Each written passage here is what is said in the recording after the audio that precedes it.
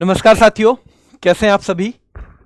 उम्मीद है भाई आप बहुत बेहतरीन होंगे और एक जो आपकी तैयारी शुरू हुई है इसको और बेटर हम करते जाएंगे।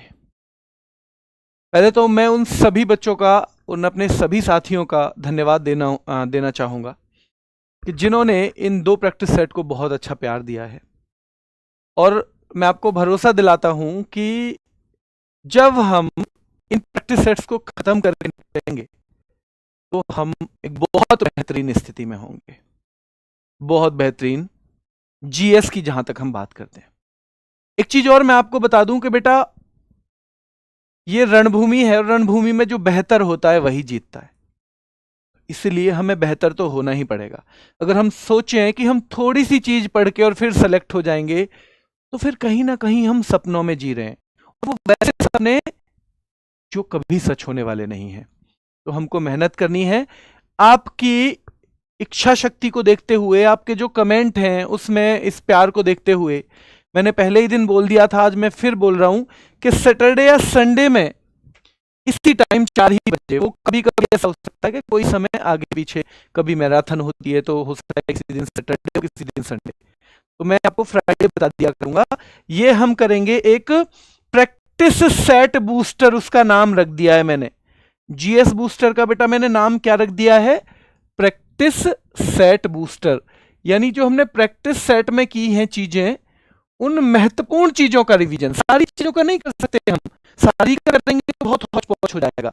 तो प्रैक्टिस सेट बूस्टर हम लेके आएंगे जो हर 5 सेट के बाद होगा, यानी 1 से 5 पर बेस्ड होगा पहला वाला, ठीक है। फिर अगले वीक वाला, यानी जो मंडे टू फ्राइडे हम क्लास करते हैं उन पर बेस्ड होगा। और इससे कुछ और महत्वपूर्ण तथ्य भी अगर हमें लगता है कि जो हम क्लास में नहीं कर पाए हैं लेकिन वो करना है, तो उन सब को भी हम साथ में जोड़ लेंगे। क्या करेंगे? उन सब को भी हम साथ में जोड़ लेंगे बेटा, ठीक है। आवाज बताइए अभी कैसी है? आवाज ठीक है बेटा? अभी क्या अभी आवाज में दिक्कत है? कुछ आवाज में दिक्कत हो तो बताइए।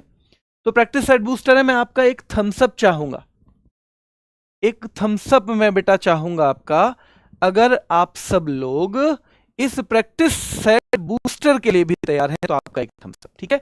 और एक आपसे वादा चाहूंगा कि हम पढ़ेंगे चाहे कितना भी कुछ हो जाए, चाहे हमारा खुद पे भरोसा डगमगाने लगे, लेकिन हम क्लास रोज लेंगे और हम इस क्लास का जितना फायदा उठा सकते हैं उतना उठाएंगे, ठीक है। चलिए, कल मैंने अदर सर की एक जो पूरे साल की आने वाली है जीएस की मैराथन, उसका समय गलती से गलत बता दिया बेटा। वो 8 से 8 नहीं, सुबह 6 से शाम के 6 तक रहेगी।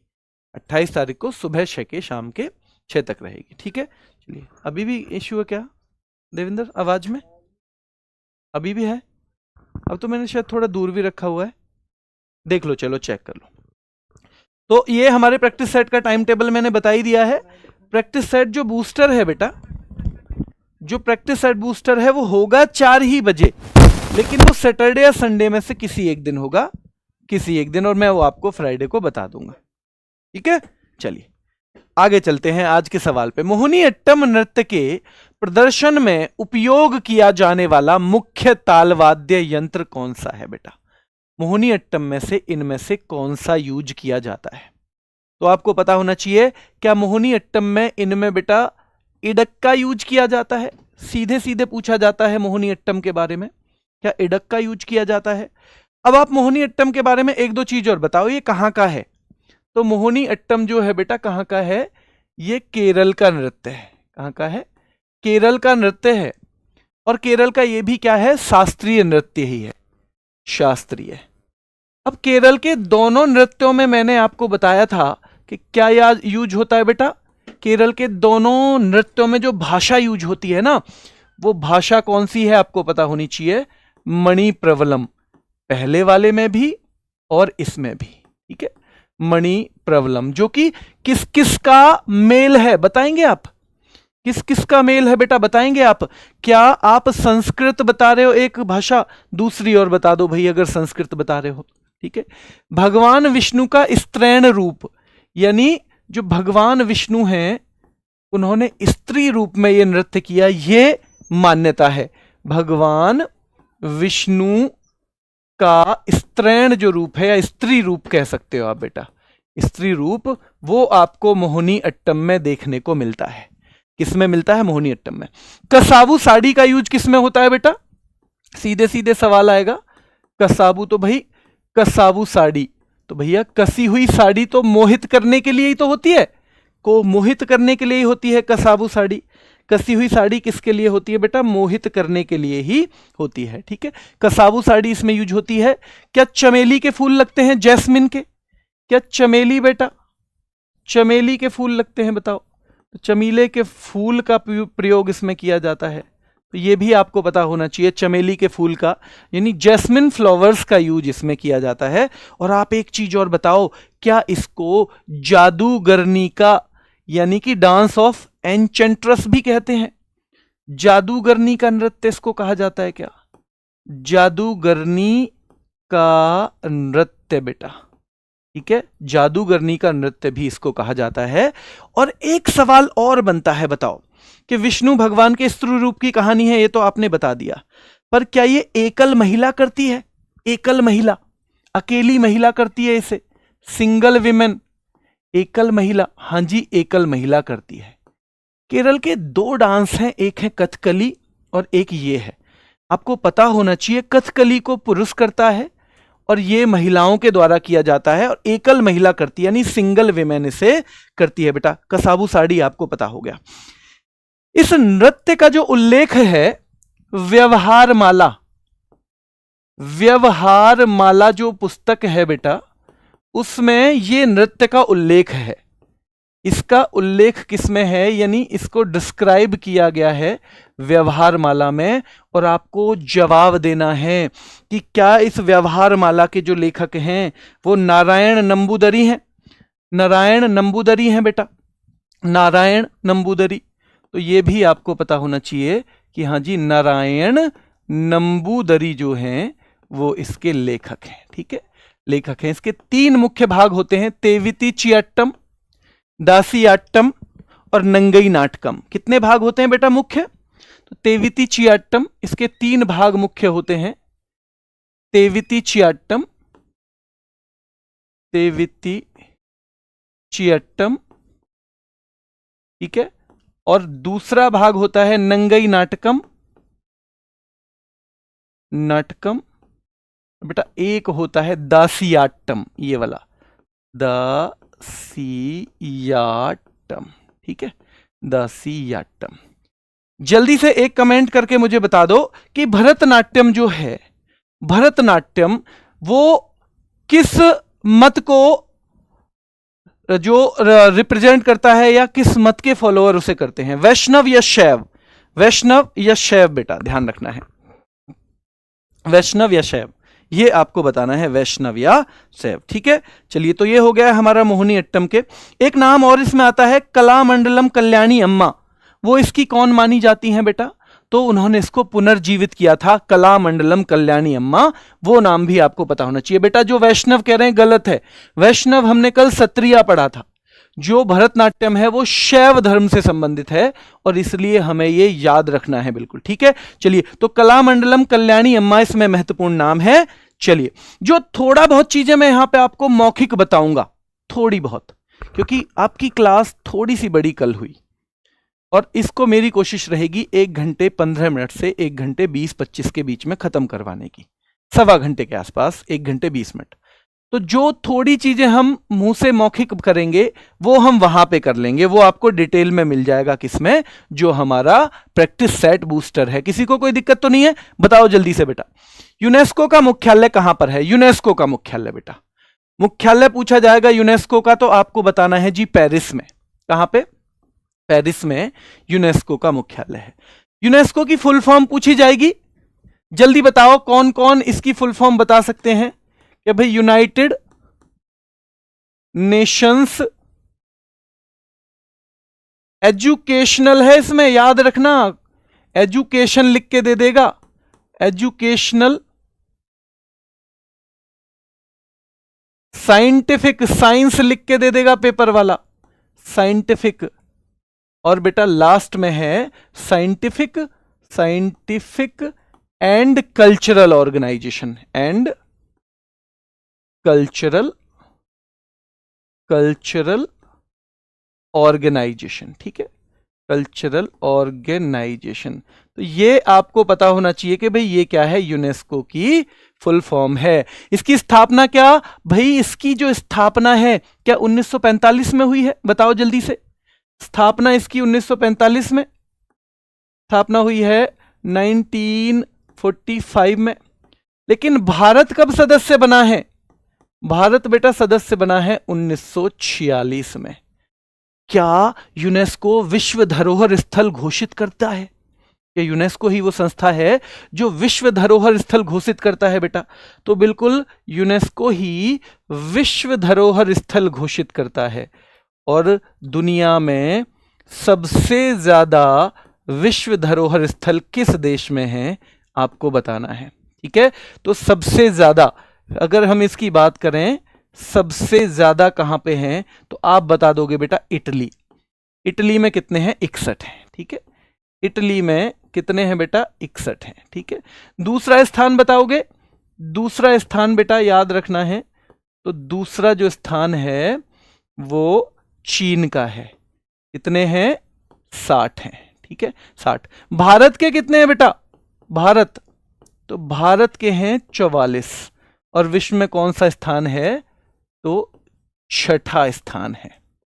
क्या है बेटा, विश्व में कौन सा स्थान है, छठा स्थान है। तो ये सारे के सारे फैक्ट आपने देख लिए। अब मुझे जल्दी बताओ, क्या यूनेस्को अमूर्त सांस्कृतिक विरासत भी शामिल वो करता है, डिक्लेयर, अमूर्त इंटेंजिबल कल्चरल हेरिटेज, क्या वो इंटेंजिबल कल्चरल हेरिटेज भी करता है बेटा, जल्दी बताओ। अमूर्त भी, तो देखो अमूर्त भी करता है, यानी इंटेंजिबल, अमूर्त, कल्चरल यानी कि सांस्कृतिक, इंटेंजिबल, कल्चरल, और धरोहर जो है भारत में कितनी है, तो अभी दीपावली के जुड़ने के बाद याद रखना है वो 16 है। कितनी है, 16। और 16वां कौन सा है, दीपावली। 16th कौन सा है, दीपावली, जो कब जुड़ा है, इसी साल जुड़ा है। मैं आपसे एक सवाल पूछूंगा कि कालबेलिया किस साल जुड़ा था, कालबेलिया किस साल जुड़ा था, मैं आपसे एक सवाल पूछूंगा बेटा, कालबेलिया जो है वो किस साल जुड़ा था, ये सवाल आपको बताना है। चलिए तब तक मैं बता दूं आपको, जो ये विश्व धरोहर स्थल है ना, ये सबसे पहले कौन से साल शामिल किए गए थे भारत की तरफ से। सबसे पहले अगर हम भारत की बात करें तो भारत के सबसे पहले 4 थे बेटा, 4। और आप में से ज्यादातर को पता होगा, एक बार देख लें कब कब कब, क्या बता रहे हैं बच्चे, राजस्थान 2010, बहुत बढ़िया। बाबा टिल्लू जी के नाम से आईडी है, वो कह रहे हैं कि जी हाँ बहुत अच्छे बेटा, बहुत शानदार। चलिए, भगवान के मोहिनी अवतार से, हाँ जी, मोहिनी अट्टम भगवान का जो मोहिनी अवतार है ना, उससे प्रेरित है, ठीक है। चलिए यहां देखिए, सबसे पहले भारत की अगर हम बात करेंगे तो देखो 4 हैं स्थल, और ये 1983 की बात है। कब की बात है बेटा, 1983 की बात है। 1983 में पहला तो है अजंता, इनमें से कोई सा भी एक आएगा पेपर में, ठीक है। ये चारों ही पहले माने जाते हैं बेटा, कभी आप इनमें से भी किसी को नंबर दे दो, एलोरा, कोई सा भी एक आ जाएगा। नंबर 3 बेटा ताजमहल, और नंबर 4 याद रखना है आपको, नंबर 3 ताजमहल और नंबर 4 आगरा का किला।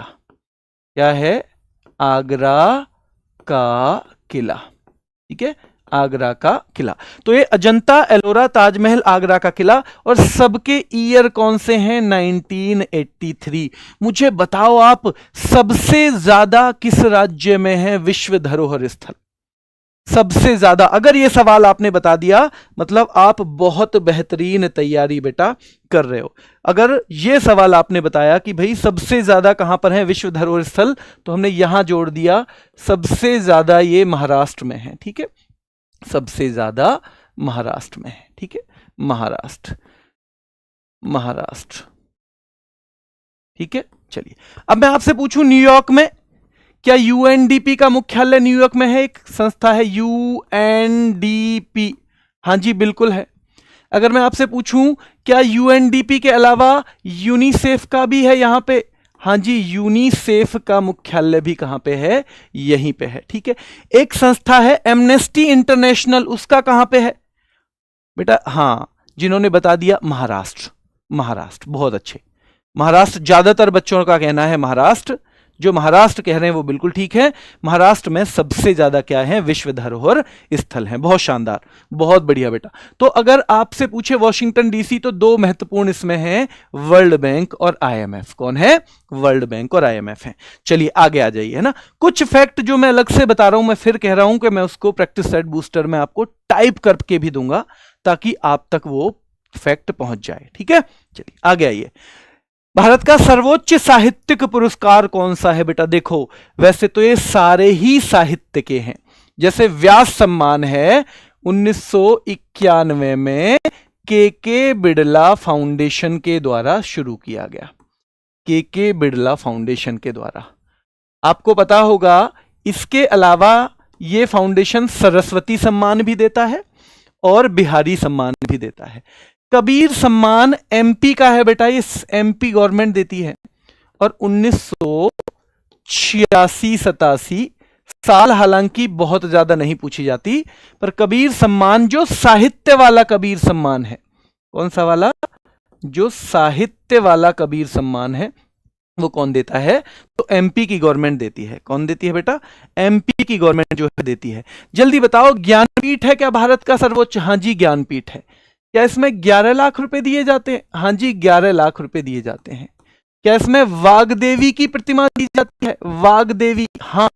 वाग्देवी किसको कहेंगे? देवी सरस्वती बेटा, देवी सरस्वती की कांस्य मूर्ति दी जाती है। कौन सी दी जाती है? तो कांस्य की मूर्ति दी जाती है इसमें, और 11 लाख रुपए भी दिए जाते हैं। अभी 11 लाख ही हैं, चिंता मत करना। क्या है? अभी 11 लाख ही हैं बेटा, ठीक है। फिर से आवाज में दिक्कत आ रही है, फिर से आवाज में कोई इशू है? ये बच्चों को आ रहा है मैसेज, पता नहीं कैसे। बच्चों अभी भी इशू है क्या? है आवाज फट रही है?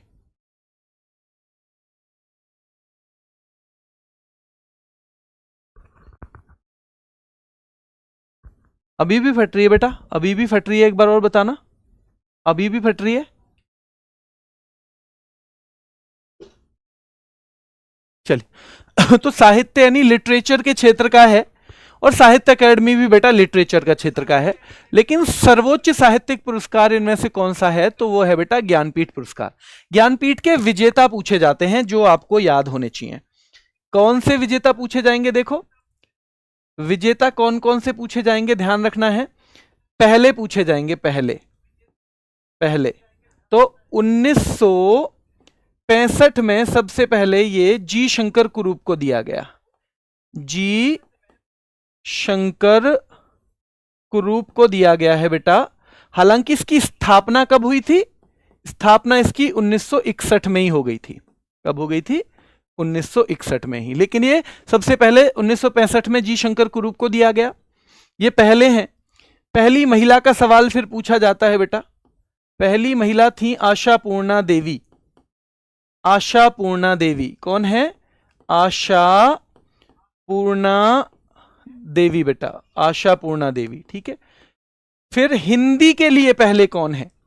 हिंदी के लिए, तो हिंदी के लिए बेटा पहले कौन है? तो ये आपको पता होना चाहिए। हिंदी के लिए जो पहले हैं वो हैं सुमित्रा नंदन पंत। सुमित्रा, जिनकी पुस्तक है चिदंबरा, सुमित्रा नंदन पंत बेटा। और याद रखना है हिंदी के लिए पहली महिला, हिंदी के लिए पहली महिला हैं महादेवी वर्मा, जिनकी पुस्तक है यामा। क्या है बेटा? यामा जिनकी पुस्तक है, तो महादेवी वर्मा, ठीक है। महादेवी वर्मा का नाम भी आपको पता होना चाहिए। तो जी शंकर कुरूप को किस भाषा के लिए दिया गया? फिर ये सवाल अगला बनेगा, इसको हम अलग कलर में चेंज कर देते हैं, ठीक है, ताकि आपका अलग से ध्यान जाए। तो बेटा ये मलयालम भाषा के लिए, इसके लिए मलयालम भाषा के लिए। और आशा पूर्णा देवी को 1976 में किसके लिए बेटा? बंगला भाषा के लिए। किसके लिए? बंगला भाषा के लिए, ठीक है। तो ये सारे फैक्ट आपके दिमाग में होने चाहिए। हिंदी के लिए पहले सुमित्रा नंदन पंत हैं, और इनकी साल पूछी जाती है तो 1968 कर देना और महादेवी वर्मा की पूछी जाए तो 1982 कर देना। इन चारों की साल भी पूछी जाती है। कबीर पुरस्कार का पता है आपको? कबीर पुरस्कार का हो गया पता बेटा कि कब दिया जाता है ये? तो कबीर पुरस्कार जो है ये एमपी सरकार के द्वारा और साहित्य के क्षेत्र में ही दिया जाता है। किसके क्षेत्र में दिया जाता है? साहित्य के क्षेत्र में ही ये दिया जाता है कबीर पुरस्कार। लेटेस्ट कौन है इसके? अब ये सवाल बनेगा इसके लेटेस्ट कौन है? तो विनोद कुमार शुक्ल हैं। कौन है? विनोद कुमार शुक्ल। उनकी डेथ भी हो गई है बेटा, आजकल में हुई है मेरे ख्याल से। विनोद कुमार शुक्ल, ये विनोद कुमार शुक्ल हैं कहां के? छत्तीसगढ़ के हैं बेटा। और हिंदी के लिए मिला है इनको। हिंदी के लिए 12वें व्यक्ति हैं जिन्हें ये मिला है, और ये छत्तीसगढ़ के पहले व्यक्ति हैं जिनको ज्ञानपीठ मिला है। छत्तीसगढ़ के पहले व्यक्ति हैं। ठीक है, मैं आपसे पूछूंगा ज्ञानपीठ पुरस्कार में वाग्देवी की प्रतिमा जो है वो कौन सी, किस चीज की बनी हुई है? जल्दी से कमेंट करके बताओ वो किस चीज की बेटा बनी हुई है? वो किस चीज की बनी हुई है? क्या वो वाग्देवी की जो प्रतिमा है वो क्या कांसे की बनी हुई है? बताओ, क्या कांसे की बनी हुई है? जल्दी से कमेंट करके बताओ, क्या वो कांसे की है? कांसे की है। फिर हम आगे चलते हैं। भारत का पहला 14 लेन का महामार्ग यानी एक्सप्रेसवे कौन सा है? भारत का पहला 14 लेन का जो महामार्ग है बताइए जल्दी से कौन सा है? एक बार पोल लगाना शुभम, एक बार पोल लगाना, देखता हूं मैं इन बच्चों को कितना याद है। कौन सा है इनमें से?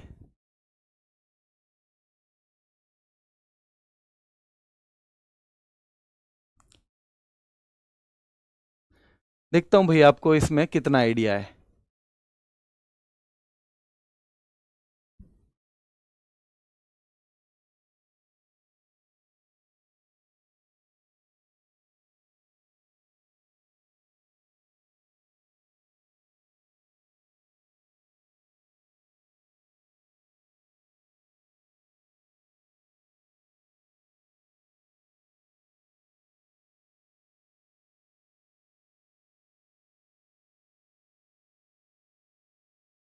उनसठ % कह रहे हैं मुंबई पुणे एक्सप्रेसवे, और इसीलिए पोल लगवाया था।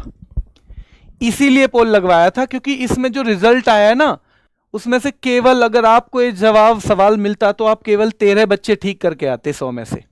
तो बेटा ये दिल्ली मेरठ एक्सप्रेसवे है जो कि 2021 में शुरू हुआ, और बेटा 96 किलोमीटर का है। कितना है? 96 किलोमीटर का। एक स्वर्णिम चतुर्भुज योजना थी। मैं बस हाँ या ना में आपका जवाब मांगूंगा कि क्या ये गोल्डन बेटा ये है तो स्वर्णिम चतुर्भुज योजना, तो बस मुझे ये बता दो कि क्या ये 1999 में शुरू हुई थी? क्या इस पे जो एक्चुअल में काम शुरू हुआ था 1999 में, तो इसकी क्या हुई थी बच्चों? एक तरह से आधारशिला रखी गई। ठीक है, क्या रखी गई है? आधारशिला। तो यही साल ज्यादातर यही पूछा जाता है, लेकिन साल कौन सा पूछा जाता है? यही 2001 में काम शुरू हुआ था। 2001 में काम शुरू, क्या हुआ था? काम शुरू बेटा। फिर इसमें एक सवाल आता है काम कब पूरा हुआ? तो ये काम पूरा हुआ है 2012 में। काम पूरा हुआ 2012 में। अब आपसे मेरा सवाल एक है। सवाल कौन सा है मेरा आपसे?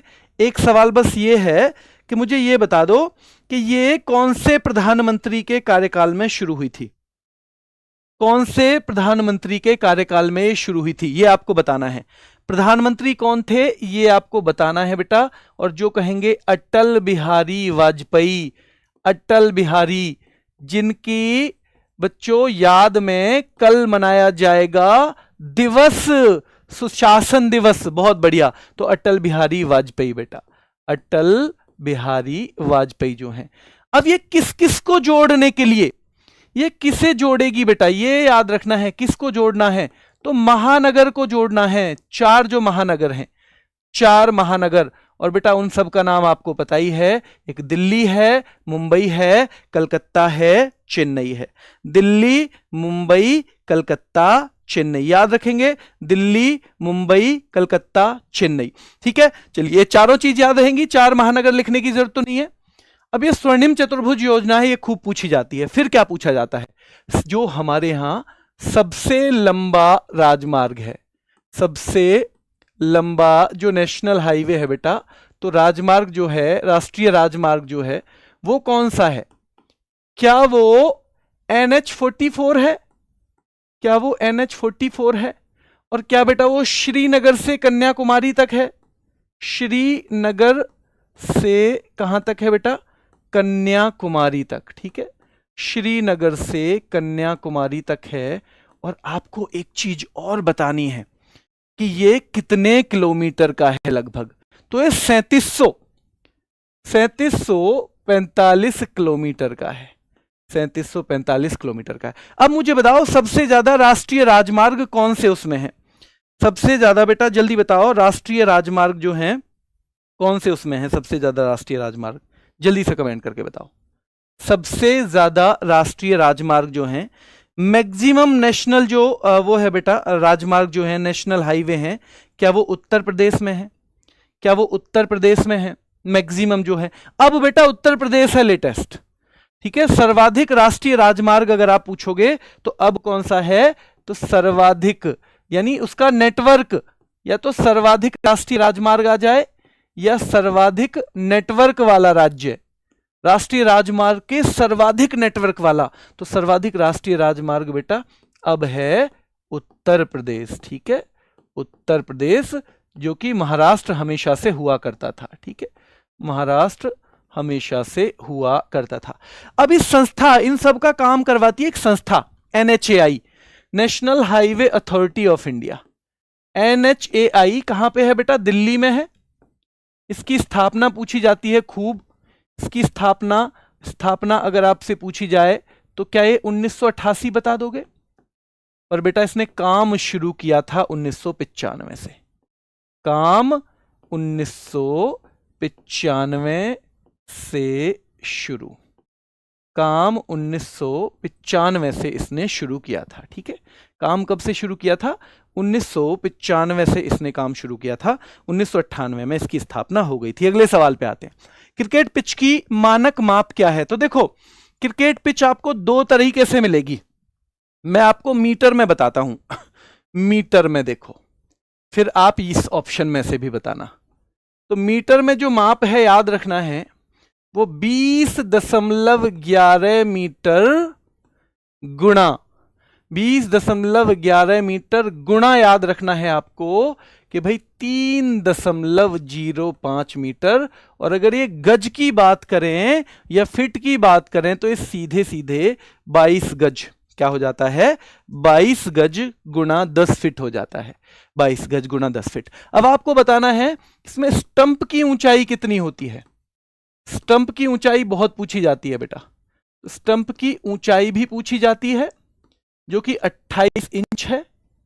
अगर सेंटीमीटर में आए, अगर सेंटीमीटर में पूछे तो आपको पता होना चाहिए कि भाई वो 2.54 की गुणा कर देना, लगभग 71.1 cm सेंटीमीटर हो जाएगा। इसकी अगर मैं चौड़ाई पूछ लूं बेटा, चौड़ाई अगर मैं इसकी चौड़ाई पूछूं तो कितनी हो जाएगी बताओ? तो इसकी चौड़ाई जो है वो 9 इंच, जो तीनों स्टंप होते हैं ना, तीनों स्टंप की ऊंचाई होती है 9 इंच। अगर मैं आपसे बॉल की बात करूं, बॉल बेटा क्रिकेट की जो बॉल है, और बॉल में भी मैं पुरुषों की बात करता हूं, पुरुष जो हैं उनके लिए अलग गेंद है, महिलाओं के लिए अलग है, ठीक है। तो पुरुष में याद रखना है 155.9 ग्राम से लेकर, और बेटा ये है 163 ग्राम। ये कभी कभी इसको औंस में भी पूछा जाता है, क्या कोई औंस में बता पाएगा? क्या कोई औंस में बता पाएगा बेटा? औंस में, तो इसको औंस में पूछा जाता है तो 5.5 से 5.75 औंस, ठीक है, 75 औंस। औंस भी ऐसे ही इसका वजन नापने की या मापने की एक यूनिट है, ठीक है। चलिए अगर मैं बॉल की बात करूं महिला, अगर मैं जो बॉल है वो बात करूं महिला, तो उनका ग्राम में ही वजन पूछा जाता है। क्या 140 से बेटा 151 ग्राम, क्या 140 से 151 ग्राम। और ये जो बॉल है ना, इसकी परिधि भी पूछी गई है, इसकी सरकमफेरेंस भी पूछी गई है मेरे भाई। क्या पूछी गई है? इसकी सरकमफेरेंस भी पूछी गई है, इसका वेट भी पूछा गया है, याद रखना है। तो इसकी जो परिधि है आपको पता होना चाहिए, कितनी है बताओ जल्दी, जल्दी से बताओ। क्या 22.4 सेंटीमीटर से 22.9 सेंटीमीटर है। लेकिन ये सेंटीमीटर में नहीं, ये मिलीमीटर में भी पूछ ली। अब मिलीमीटर आप बता दो कितने होते हैं इसमें। इतना तो मैथ आप पढ़ते हो तो आपको पता ही होगा बेटा, मैथ पढ़ते हैं तो आपको इतना तो आइडिया होगा ही कि अगर इसे हम मिलीमीटर में करें तो कितने बैठते हैं मिलीमीटर में। अगर हम मिलीमीटर में करें तो कितने बैठते हैं?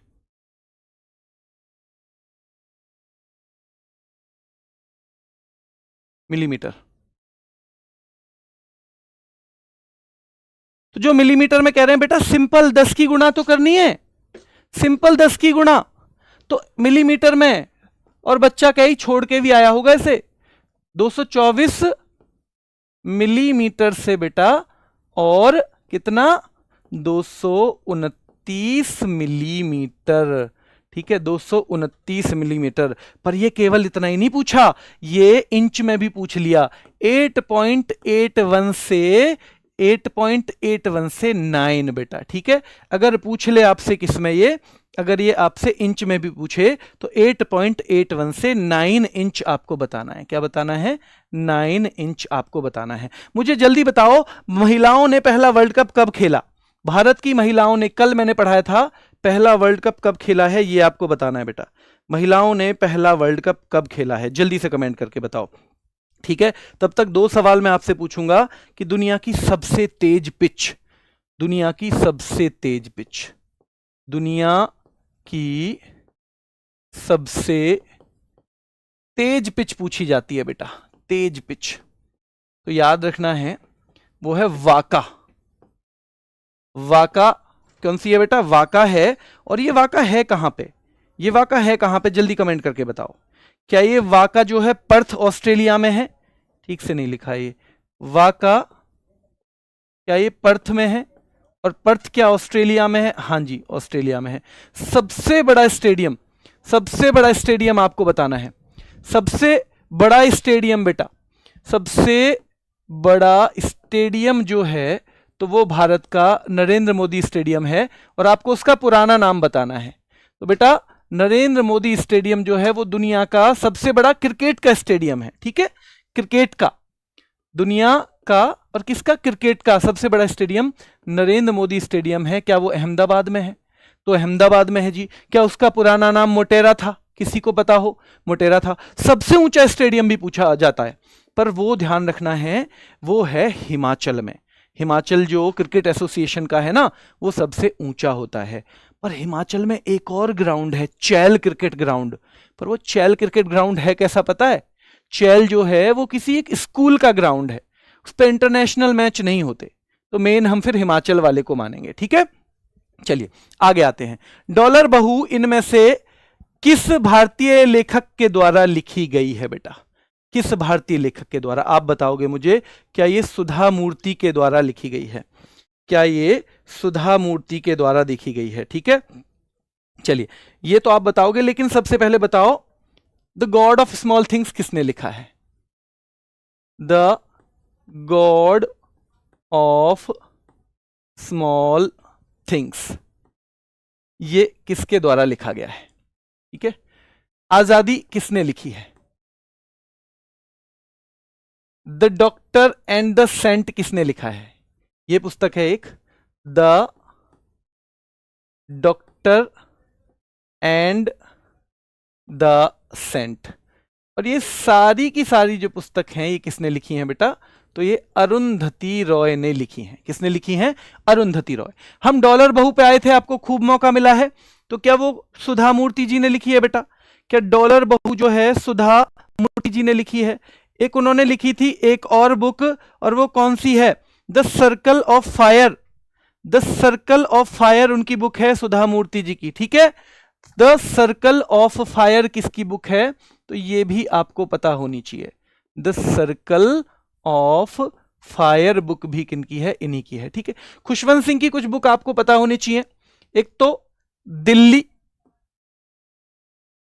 एक train to Pakistan. Train to Pakistan बेटा किसकी है? खुशवंत सिंह की बुक है। दिल्ली किसकी बुक है? ट्रेन टू पाकिस्तान किसकी बुक है? एक है company of women. Company of women किसकी बुक है? तो ये भी आपको पता होना चाहिए। ठीक है, एक आप मुझे बताओगे, the white tiger, the white tiger book आप मुझे बताओगे बेटा किसकी है? तो द वाइट टाइगर बुक आपको मुझे बतानी है, और वो हो जाएगी किसकी? अरविंद अडिगा की। ठीक है, अरविंद अडिगा। तो ये सारी किताबें आपको याद रखनी है, अरविंद अडिगा की पुस्तक है। अब हमने देखा था द सर्कल ऑफ फायर, लेकिन हमने 3000 टांके नहीं देखी। ठीक है, 3000 टांके, 3000 टांके भी किसकी पुस्तक है बेटा? ये भी उन्हीं की पुस्तक है।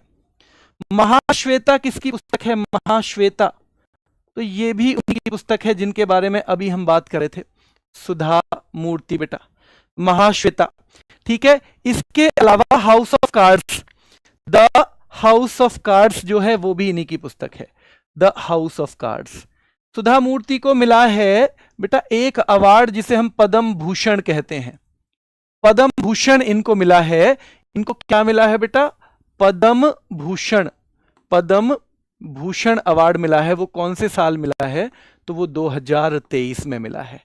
इनके पति कौन है? क्या जानते हैं इनके पति कौन है? नारायण मूर्ति है क्या? हाँ, द सर्कल ऑफ लाइफ है बेटा, वो फायर कर दिया मैंने गलती से। हाँ, जीवन का कालचक्र, बहुत बढ़िया बेटा, thank you. The circle of life, हाँ हाँ हाँ, जीवन का कालचक्र है ना।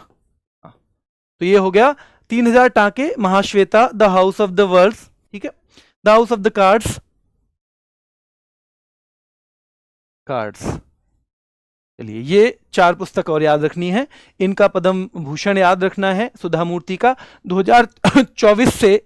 ये कौन है? 2024 से बेटा ये सुधा मूर्ति जो है 2024 से राज्यसभा की मेंबर है, आरएस राज्यसभा की मेंबर है। ठीक है, 2024 से राज्यसभा की ये मेंबर भी है। आगे आ जाइए, देखो, भारत के संविधान की उद्देशिका में निम्नलिखित शब्दावली जिस अनुक्रम में दी गई है वो क्या है? क्या आप बता सकते हो भारत के संविधान में ये वर्ड किस तरह से लिखे हुए हैं, कौन से क्रम में? ये तो बता सकते हो ना आप लोग। देखो बेटा, क्या संपूर्ण प्रभुता संपन्न, सबसे पहले तो हम सोवरन होने चाहिए, फिर हम समाजवादी हो जाएं, फिर हम पंथ निरपेक्ष हो जाएं बेटा, फिर लोकतंत्रात्मक हमारा गणराज्य हो, फिर लोकतंत्रात्मक हमारा क्या होना चाहिए? गणराज्य। आपका समय थोड़ा बचाने के लिए मैंने ये कर लिया है। देखो, तो देखो, सबसे पहले हमने लिखा है प्रभुत्व संपन्न। प्रभुत्व संपन्न सबसे पहले लिखा है बेटा, समाजवादी, पंथ निरपेक्ष उसके बाद लिखा है, समाजवादी और पंथ निरपेक्ष हमने उसके बाद लिखा है, और फिर लोकतंत्रात्मक गणराज्य। पर आपको पता है इसमें हमेशा से ये सारे नाम नहीं थे, हमेशा से नहीं थे सारे नाम। तो जो 42वां संविधान संशोधन आया, 42वां संविधान संशोधन जिसे हम कॉन्स्टिट्यूशनल अमेंडमेंट एक्ट कहते हैं, तो याद रखना है बेटा, जो 42वां आया ना उसमें 3 शब्द जोड़े गए। कितने जोड़े गए बताओ? कितने जोड़े गए? कितने शब्द जोड़े गए हैं जल्दी बताओ? क्या 3 शब्द जोड़े गए हैं? और वो 3 कौन कौन से हैं? तो हाँ जी, 3 शब्द जोड़े गए हैं बेटा, 3 शब्द, और वो आपको पता होना चाहिए कौन कौन से हैं। एक तो समाजवादी है। क्या समाजवादी है बेटा? क्या समाजवादी है बताओ? क्या पंथ निरपेक्ष भी है? समाजवादी, पंथ निरपेक्ष, आ रही है इधर तो आवाज है। समाजवादी, क्या पंथ निरपेक्ष है? बताओ जल्दी से। और क्या अखंडता वर्ड भी है? क्या अखंडता वर्ड भी है? हाँ, बहुत अच्छे। तो बेटा ये 3 वर्ड हैं, मैं इसी में लिखाता हूं ताकि आप यहां पे क्लियर कर सको। ये जोड़े गए हैं समाजवादी, पंथ निरपेक्ष, और एक वर्ड और कौन सा जुड़ा है, तो ये आपको देखना है अखंडता। ठीक है, अखंडता। इसमें कितनी बार संशोधन हुआ है प्रस्तावना में? ये प्रस्तावना में बेटा, तो प्रस्तावना में एक ही बार हुआ है। ठीक है, तीन शब्द, एक ही बार संशोधन हुआ है, एक ही बार संशोधन हुआ है, याद रखना है। जल्दी बताओ मुझे, एक चीज कमेंट करके बताओगे? एक चीज कमेंट करके बताओ बेटा, कि जो हमारी प्रस्तावना है जो हमारी प्रस्तावना है, क्या वो उद्देश्य प्रस्ताव से प्रेरित है? क्या वो उद्देश्य प्रस्ताव से प्रेरित है बेटा? भाई वॉइस को तो भानु करो सही।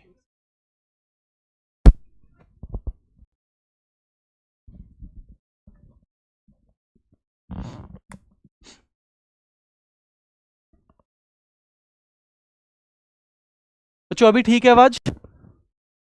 अभी देखिएगा एक बार, अभी ठीक है? जल्दी बताइए एक बार, अभी ठीक है?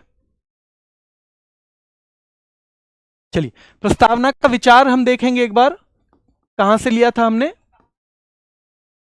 विचार, कहां से लिया था, तो आपको बताना है। और इसकी भाषा, प्रस्तावना की भाषा हमने कहां से ली है, और ये दोनों ही सब्जेक्ट आपको पता होने चाहिए। क्या है? यूएसए, और बेटा याद रखना है ये हो जाएगा ऑस्ट्रेलिया। ठीक है, ऑस्ट्रेलिया। ये उद्देश्य प्रस्ताव से प्रेरित है। ठीक है, जो उद्देश्य प्रस्ताव मैंने कल बताया था आपको, तो अब मैं दोबारा लिखवाऊंगा नहीं। अब मुझे बस ये बताओ ये कब पेश किया गया था? उद्देश्य प्रस्ताव से प्रेरित है, ये कब पेश किया गया था, ये आपको बताना है बेटा। ये कब पेश किया गया था? उद्देश्य प्रस्ताव की डेट बता दो मुझे, डेट बता दो उद्देश्य प्रस्ताव की। अभी भी वॉइस कट रही है बेटा।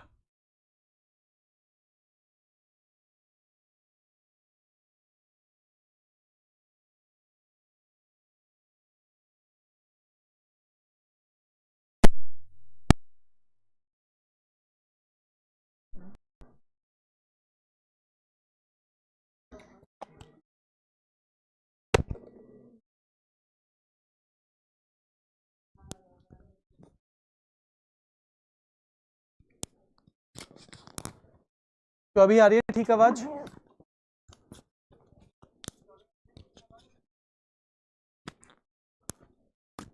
अभी ठीक है क्या आवाज? एक बार थम्स अप कर दीजिए अगर ठीक है। चलिए, एक वर्ड है प्रस्तावना। देखो, संविधान का क्या है? परिचय पत्र है। ये किसने कहा था? प्रस्तावना संविधान का परिचय पत्र।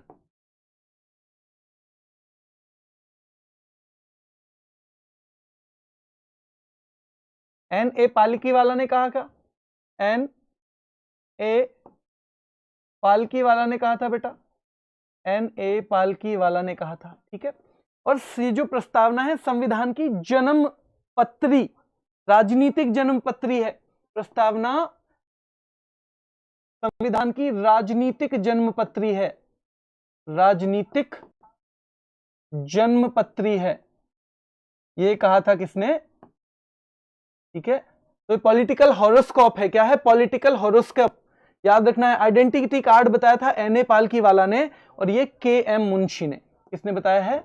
के एम मुंशी ने। किसने बताया है? के एम मुंशी ने। ठीक है, के एम मुंशी ने ये बताया है।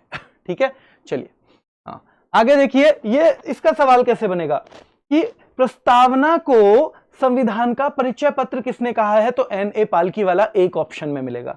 और प्रस्तावना राजनीतिक जन्म पत्री है बेटा संविधान की, ये के एम मुंशी ने कहा है। किसने कहा है? के एम मुंशी ने कहा है। अगले सवाल पे आ जाओ।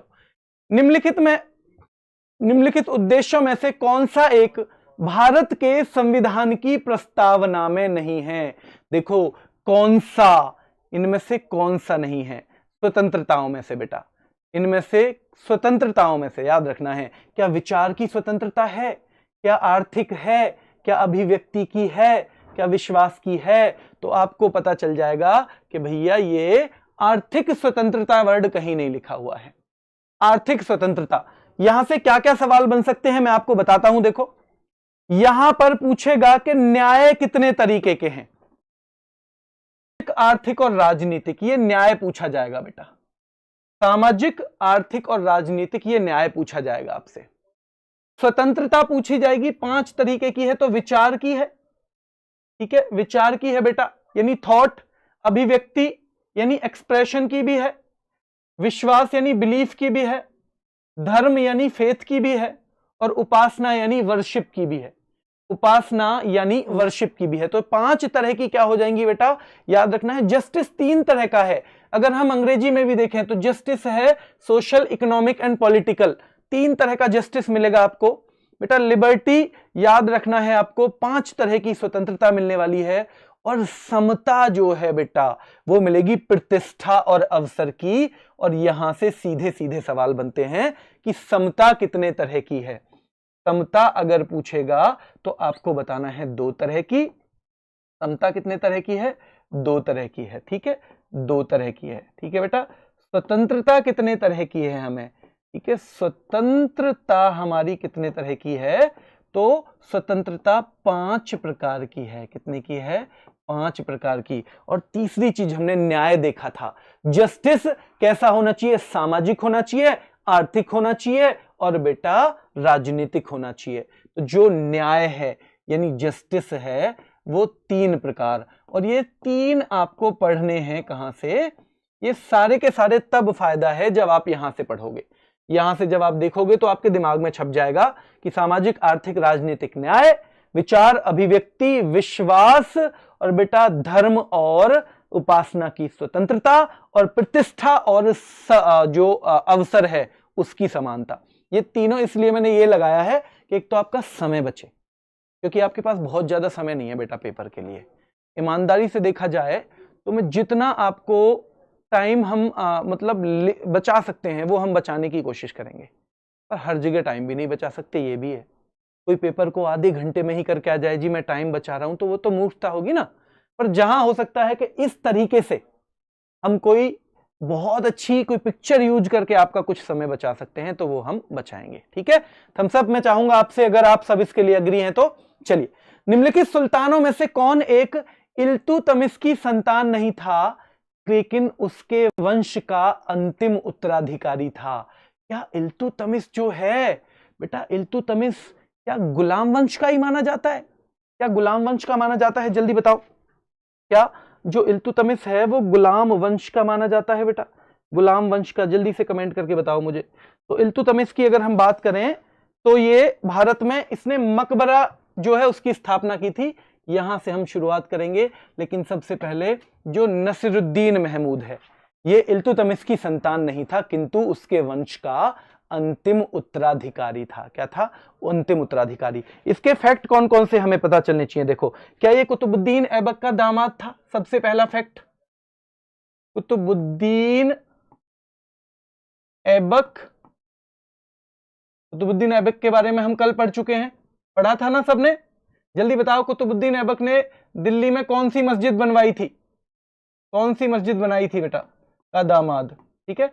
इसको क्या बोलते हैं, इसको बेटा बोलते हैं गुलाम का गुलाम, इसको गुलाम का गुलाम भी बोला जाता है। कौन सी मस्जिद बनवाई थी, जल्दी से बताओ, कौन सी मस्जिद बनाई थी, कुव्वतुल इस्लाम, बिल्कुल ठीक है, कुव्वतुल इस्लाम। बेटा क्या इसने, जल्दी बताओ, सिक्के चलवाए, टंका जो चांदी के थे और जीतल जो तांबे के थे, क्या इसने सिक्के चलवाए हैं, इसने सिक्के चलवाए हैं, क्या सिक्के चलवाए हैं।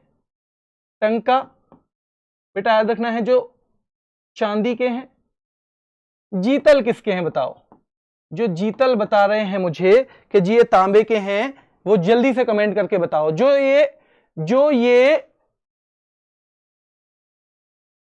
अग्री करते हैं कि जीतल तांबे के हैं वो जल्दी से बताओ, इसने सिक्के चलवाए थे, ठीक है। इसने क्या 40 जो अमीर थे उनका एक वो बनाया था बेटा, चहलगामी, तुर्क चहलगामी का गठन किया था। क्या इसने, किसका किया था, तुर्कान चहलगामी या तुर्क चहलगामी। तो तुर्कान चहलगामी, इसका तुर्कान ए चहलगामी, जो 40 लोगों का क्या था, एक समूह था, ठीक है। क्या ये उसका गठन जो है इसी ने किया था, और इसकी बेटी का नाम क्या था ये भी मैं आपसे पूछना चाहूंगा। की बेटी का नाम मैं आपसे पूछना चाहूंगा, क्या वो रजिया सुल्तान थी? क्या रजिया सुल्तान का जो शासन है वो 1236 से लेके क्या 1240 तक जाएगा? क्या दिल्ली सल्तनत की पहली महिला शासिका थी?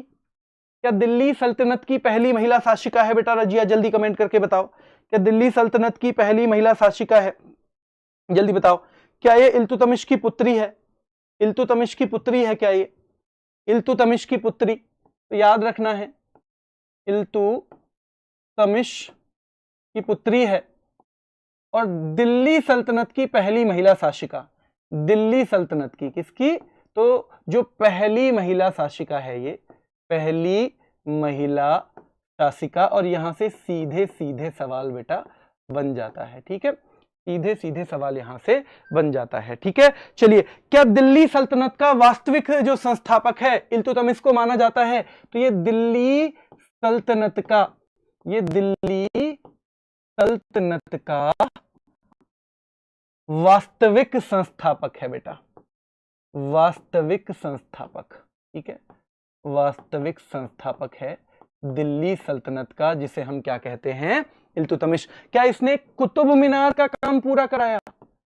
कुतुब मीनार, कुतुब मीनार किसकी याद में? एक कमेंट आपसे चाहूंगा, कुतुब मीनार अगर खुद भी यहां लिख के भी कमेंट का जवाब ना दो ना तो खुद को जवाब दे दिया करो। तो कुतुब मीनार याद रखना है बेटा, कुतुब मीनार जो है निर्माण पूरा करवाने का काम इसको दिया जाता है श्रेय, ठीक है, निर्माण पूरा कराने का काम किसको दिया जाता है? तो हम यहां पे बात कर रहे हैं इल्तुतमिश की, ठीक है, इल्तुतमिश।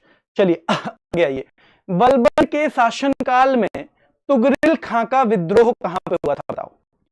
तुगरिल खां का जो विद्रोह है बलबन के शासनकाल में वो कहां पे हुआ था? कहां पे हुआ था? जिसको उलुग खां की उपाधि मिली थी, जिले इलाही की उपाधि मिली थी बेटा, ठीक है। दिल्ली सल्तनत का याद रखना है पहला सुल्तान था, ठीक है बेटा, ये उलुग खां की उपाधि मिली है इसको। और क्या बंगाल में, क्या बलबन के शासनकाल में तुगरिल खां का विद्रोह बंगाल में हुआ है? क्या बंगाल में हुआ है? फिर से वॉइस प्रॉब्लम है, क्या बंगाल में हुआ है?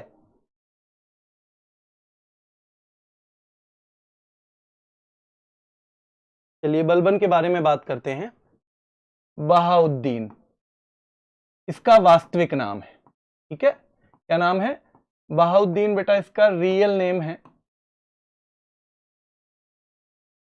उपाधि इसकी पूछी जाती है तो दो हैं, उलूग खां और जिले इलाही।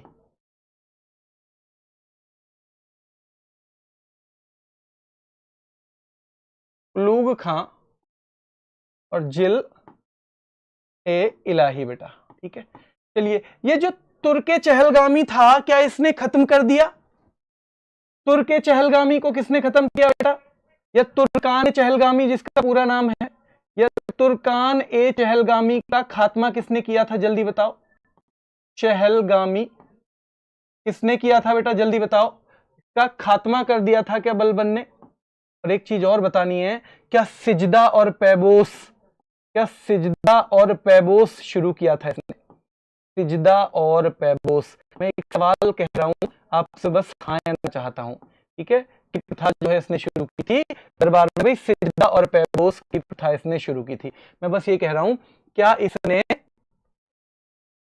इसने एक बलबन है जिसने बेटा तुर्कान चहलगामी का खात्मा कर दिया, पहले तो सिजदा और पैबोस की प्रथा शुरू की। क्या इसने नवरोज उत्सव शुरू किया था?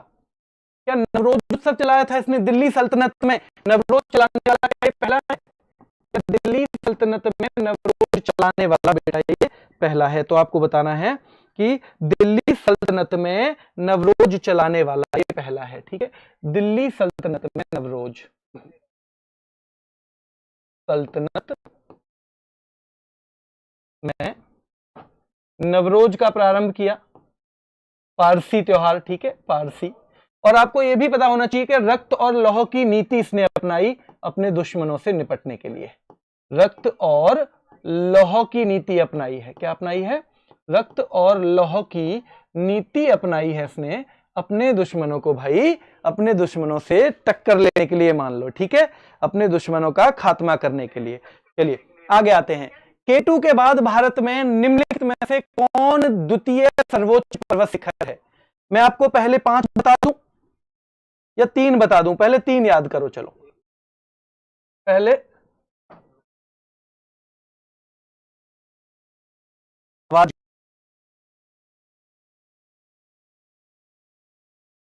बच्चों अभी आ रही है आवाज? अभी आवाज आ रही है क्या, बताओ?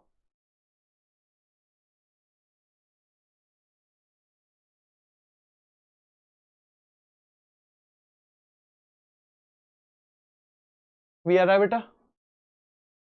अभी आ रहा है आवाज?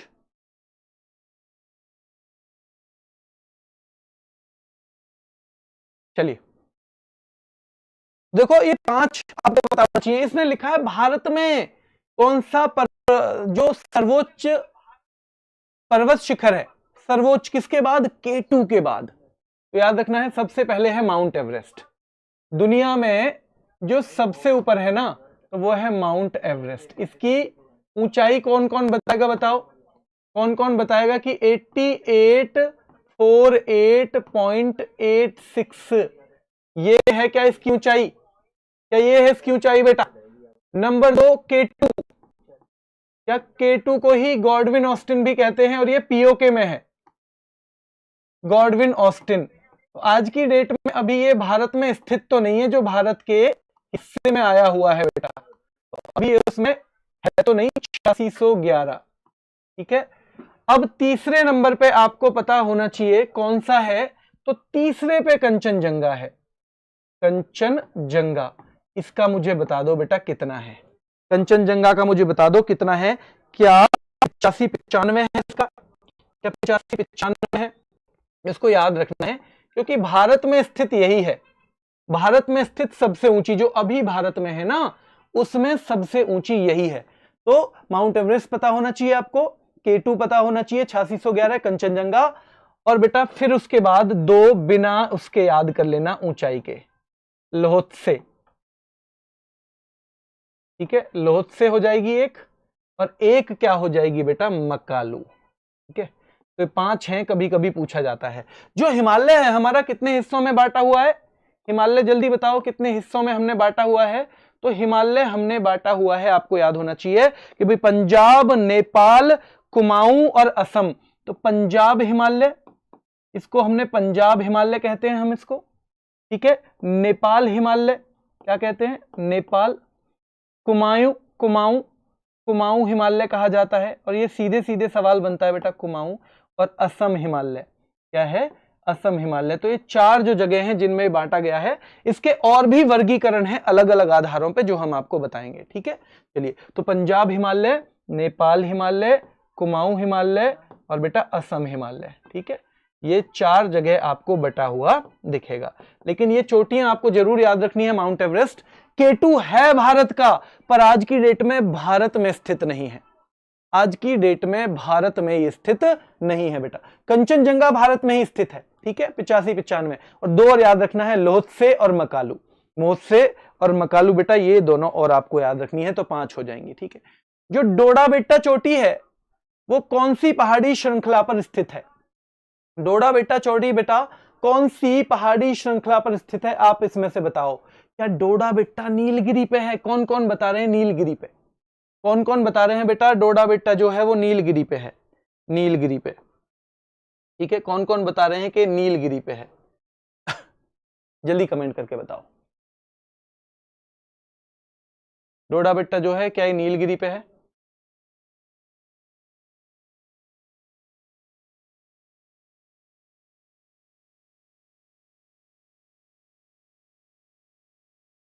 नीलगिरी, बिल्कुल ठीक है। चलिए, नीलगिरी पे है। कहां पे है? नीलगिरी पे। आप ये बताओ, ये कहां पे है? कार्डमम पहाड़ियां, इनको इलायची पहाड़ी भी बोलते हैं। क्या बोलते हैं? इलायची पहाड़ी भी इनको बोला जाता है। ठीक है, और ये बेटा तमिलनाडु प्लस केरला में। तो आपसे पूछा जाए कौन सी चोटियां या पहाड़ियां हैं जिनको हम इलायची पहाड़ी के नाम से जानते हैं, तो कार्डमम है। एक अन्नामलाई से एक सवाल बनता है कि अन्नामलाई में जो सबसे ऊंची चोटी है वो कौन सी है? क्या अनामुडी है बेटा? हाँ या ना में बताओ, क्या अनामुडी है? क्या अनामुडी है? जल्दी से कमेंट करके बताओ। क्या जो नल्ला माला पहाड़ियां हैं, ये जो नल्ला माला है ये कहां पे है बेटा? क्या आंध्र प्रदेश में है नल्ला माला? भैया नल्ला, नाले में ना गिर जाना अंधा आदमी, तो ये आंध्र प्रदेश में है, ठीक है, आंध्र प्रदेश में है। तो ये भी आपको पता होना चाहिए कि भाई आंध्र प्रदेश में है। और हमें फिर अन्नामलाई पहाड़ियों का भी पता होना चाहिए कि अनामुड़ी चोटी आपसे सीधे सीधे पूछेगा, अनामुड़ी चोटी आपसे सीधे सीधे पूछेगा, और वो सवाल हमें रखना है, ठीक है। चलिए अब बेटा ये बहुत ज्यादा मैं इसको अभी फिलहाल डिस्क्राइब नहीं कर रहा हूं फिर आगे के सवालों को, क्योंकि आपके आवाज में लगातार दिक्कत चल रही है, ठीक है। तो थोड़ा सा शॉर्ट में करके चल दें इसको, फिर आगे करवा दें इसको, बाद में करवा देंगे, जो संडे वाला, जो सैटरडे या संडे वाला जो प्रैक्टिस सेट बूस्टर होगा उसमें करवा देंगे, ठीक है।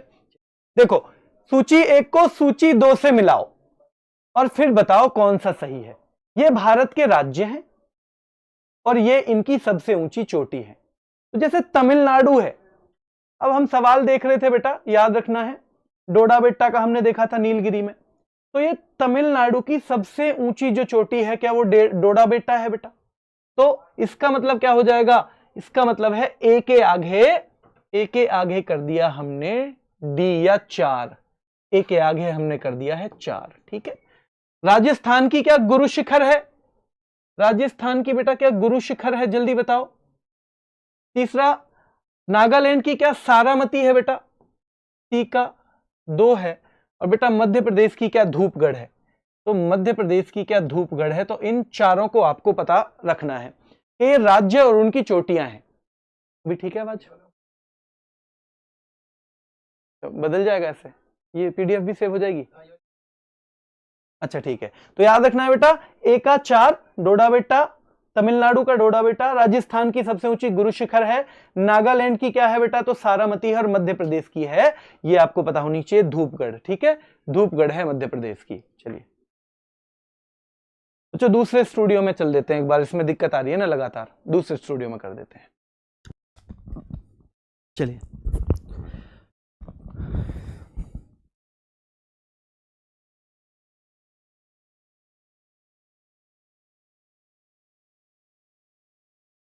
शुरू हो गया? हेलो, हाँ भाई चलो, ये इसमें बताओ भाई, इसमें तो कोई दिक्कत नहीं है, आज के लिए माफ़ी चाहते हैं भाई हम लोग, ये कुछ टेक्निकल इशू आ गया बीच में, स्टूडियो बदलने इसलिए हमें पड़ गया। फिर इस वाली क्लास का तो आपको ना जो भी मटेरियल प्रैक्टिस सेट में प्रॉपर तरीके से मिल जाएगा, ठीक है। चलिए ठीक है, तो देखो सिडबी की स्थापना की गई है, बताओ जल्दी से, सिडबी की स्थापना किसके लिए की गई है? क्या कुटीर उद्योगों को वित्त प्रदान करने के लिए, या लघु स्तरीय उद्योगों को?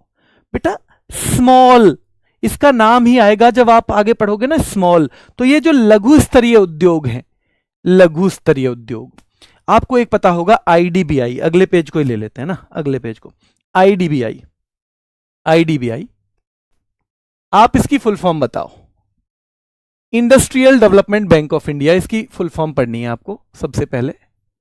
तो industrial development bank of India, इसकी स्थापना कब हुई है बताओ, आप में से कौन बता सकता है? इसकी स्थापना कब हुई है बेटा, आप में से कौन बता सकता है कि इसकी स्थापना कब हुई है?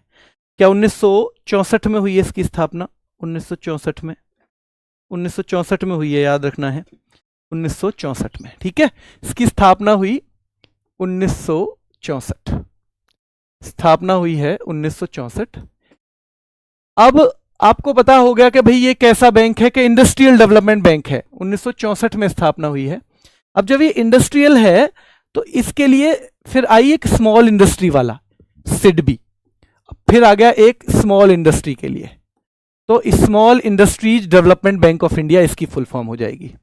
इसकी भी फुल फॉर्म आपसे पूछेगा, small industries development bank of India. इसका मुझे मुख्यालय आप लोग बता दो, development of India, small industries development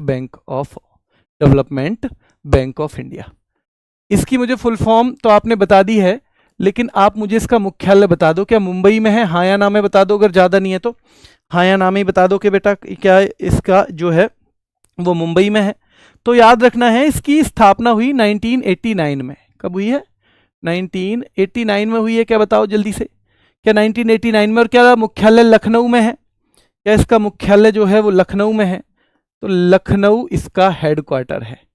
Lucknow क्या है बेटा? हेडक्वार्टर है। ठीक है, जल्दी से बताओ मुझे कुछ हेडक्वार्टर। नाबार्ड का हेडक्वार्टर कहाँ है बेटा? नाबार्ड, आप खुद को, क्योंकि मैंने पहले पढ़ा रखा है तो आपको खुद को याद दिलाना है बस। सेबी का हेडक्वार्टर कहाँ पे है? सेबी का। आपको बताना है एसबीआई का हेडक्वार्टर कहाँ पे है? एसबीआई का। आपको बताना है आरबीआई का हेडक्वार्टर कहाँ पे है? आरबीआई का। आपको बताना है बीसीसीआई का हेडक्वार्टर कहाँ पे है? तो बीसीसीआई का हेडक्वार्टर भी आपको पता होना चाहिए। ठीक है, चलिए हम बात कर रहे थे इसकी स्थापना की 1989 में। इसने कार्य शुरू किया है कब? 1990 में। कार्य शुरू किया बेटा 1990 में। ठीक है, ये सारे के सारे कहां पे हैं? क्या सारे के सारे मुंबई में हैं? बेटा मैंने बीसीसीआई कहा है, आप दुबई लिख रहे हो। मैंने कहा है बीसीसीआई और आप कह रहे हो दुबई। दुबई नहीं है बेटा, याद रखना है। ठीक है चलिए, बीसीसीआई का मुख्यालय भी मुंबई में ही है। बीसीसीआई का जो मुख्यालय है वो भी मुंबई में है। ठीक है, चलिए, तो ये सारे के सारी चीजें आपको आईडीबीआई और इसके एससीडबी के बारे में पता होनी चाहिए। 1989 में कब हुई है इसकी स्थापना, और काम शुरू किया है इसने 1990 से। पहले कई सारी संस्थाएं ऐसी होती थी कि उनकी स्थापना बाद में हुई, और बेटा काम उन्होंने, मतलब स्थापना पहले हो गई और काम उन्होंने बाद में शुरू किया। सेबी की स्थापना किस वर्ष हुई थी? बताओ जल्दी से। देखो, सेबी की स्थापना के बारे में भी मैं आपको बता दूं कि सेबी की जो हेडक्वार्टर है ना, ये भी मुंबई में है। कहां पे है? ये भी हेडक्वार्टर मुंबई में है। इसकी स्थापना जो हुई है, क्या वो 1988 में हुई है? क्या 1988 में हुई है बेटा स्थापना? बताओ जल्दी से। पर तब ये सांविधिक नहीं था, यानी किसी कानून के द्वारा नहीं बनाया गया। तब ये सांविधिक संस्था नहीं थी। तो ये तब कौन सी थी? ये थी नॉन स्टैच्यूटरी। ठीक है, गैर सांविधिक संस्था थी। ठीक है, फिर इसका एक अधिनियम आता है और इसको सांविधिक संस्था बनाया गया 1900, कब बताओ? क्या 1992 में इसकी जो है, इसको 1992 में बेटा क्या इसको सांविधिक संस्था बना दिया गया, यानी कि कानूनी तौर पे एक कानून बना के तो सांविधिक इसको बनाया गया है। याद रखना है, इसको वैधानिक भी बोल देते हैं, है ना? वैधानिक, सांविधिक वर्ड को हम वैधानिक भी बोल देंगे। ठीक है, संवैधानिक नहीं है, सांविधिक है, वैधानिक। और बेटा फिर ये 1992 में सांविधिक संस्था का इसे दर्जा मिल जाएगा। क्या आप बताओगे मुझे इसका हेडक्वार्टर कहां पे है? तो इसका हेडक्वार्टर हम पिछली स्लाइड में पढ़ ही चुके हैं, मुंबई में है। ठीक है, इसकी फुल फॉर्म कौन कौन लोग जानते हैं? फुल फॉर्म आप सबको पता होनी चाहिए। Securities exchange board of India है क्या? Securities exchange board of India है बेटा? जल्दी से कमेंट करके बताओ, क्या securities and exchange board of India इसकी? तो यहां फुल फॉर्म आप लिख लो, securities and exchange board of India. जो हमारे शेयर मार्केट में जितना भी कंट्रोल रहता है वो इसी का रहता है। जितना भी कंट्रोल है हमारे शेयर मार्केट में वो किसका है? तो इसी का है, securities and exchange board of India. गैर सांविधिक 1988 में। दोनों में से कोई सा एक साल आएगा, या फिर स्पेशली लिख के देगा कि कब ये गैर सांविधिक था और कब ये बेटा सांविधिक हो गया है। ठीक है, यानी शुरू में जो 12 अप्रैल 1988 में शुरू हुआ था, शुरू में 12 अप्रैल 1988, वो डेट भी कभी कभी पूछता है, तो वो भी आपको पता होनी चाहिए। मैं नाबार्ड की डेट आपसे पूछूं, अगर मैं नाबार्ड की डेट पूछूं तो कौन कौन बता पाएगा कि 12 जुलाई 1982? 12 जुलाई 1982 कौन कौन बता पाएगा अगर मैं नाबार्ड की डेट आपसे पूछता हूं? क्षेत्रीय ग्रामीण बैंकों की स्थापना के लिए कौन सा अधिनियम बनाया गया बेटा? देखो, क्षेत्रीय ग्रामीण बैंक, जो रीजनल रूरल बैंक हैं उनका एक्ट आया था 1976 में। मैं पहले भी एक बार बता चुका हूं, पर यह स्थापना हो गई थी 2 अक्टूबर 1975 को ही। स्थापना कब हो गई थी? 2 अक्टूबर 1975 को। अच्छा जी, कौन सा बैंक था पहला? प्रथमा बैंक था। पहला प्रथमा बैंक कहां पे खुला था बताओ? क्या मुरादाबाद यूपी में? सबसे पहले प्रथमा बैंक कहां पे? क्या मुरादाबाद यूपी में बेटा? जल्दी कमेंट करके बताओ। पहला ग्रामीण जो रीजनल रूरल बैंक है, क्षेत्रीय ग्रामीण बैंक, तो बेटा क्या ये बना था जिसे हम कहेंगे स्थापना 2 अक्टूबर 1975, पहला प्रथमा बैंक नाम से था। और मुरादाबाद कहां पे है? तो मुरादाबाद का आपको आइडिया होना चाहिए कि यूपी में है। जल्दी बताओ इसका अध्यादेश कब आया था? इसका अध्यादेश आपको पता है, इससे पहले इसका अध्यादेश आ गया था। तो ये 2 अक्टूबर 1975 को क्यों हो गया, जबकि अधिनियम तो आया 1976 में? तो क्योंकि बेटा इसका अध्यादेश यानी कि जब तक कोई कानून नहीं बनता ना, तो तब तक फिर राष्ट्रपति जी टेम्परेरी अगर किसी चीज पे साइन कर देंगे तो वो कानून बन जाता है। तो ये सितंबर, ठीक है, सितंबर 1975 में आया था इसका अध्यादेश, इसीलिए तो ये फिर ऐसे हो गया सितंबर 1975 में। ठीक है, मुझे आपसे पूछना है कि जो नाबार्ड है, नाबार्ड की स्थापना हुई थी, लेकिन नाबार्ड का मुख्यालय कहां पे है? नाबार्ड का, और कृषि क्षेत्र में हमारी सर्वोच्च संस्था कौन सी है? कृषि क्षेत्र में बेटा हमारी सर्वोच्च संस्था कौन सी है, ये हमें आपसे पूछना है। ठीक है, तो कृषि क्षेत्र की सर्वोच्च संस्था अगर मैं पूछूं तो वो नाबार्ड है। कौन सी है? नाबार्ड है। ठीक है, क्लियर है यहां तक? चलिए,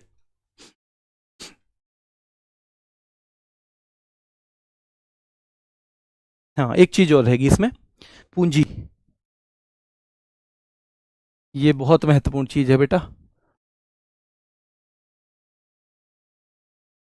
केंद्र सरकार 50% हिस्सा, जो स्पॉन्सर करने वाला बैंक है, स्पॉन्सर करता था कोई ना कोई बैंक, इसे स्पॉन्सरिंग बैंक बोल सकते हैं, करने वाला बैंक। ठीक है, उसकी 35% रहती थी।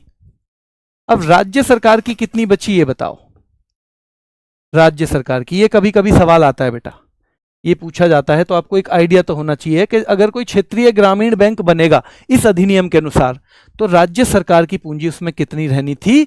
तो राज्य सरकार की पूंजी रहनी थी उसमें बेटा 15%। क्या रहनी थी?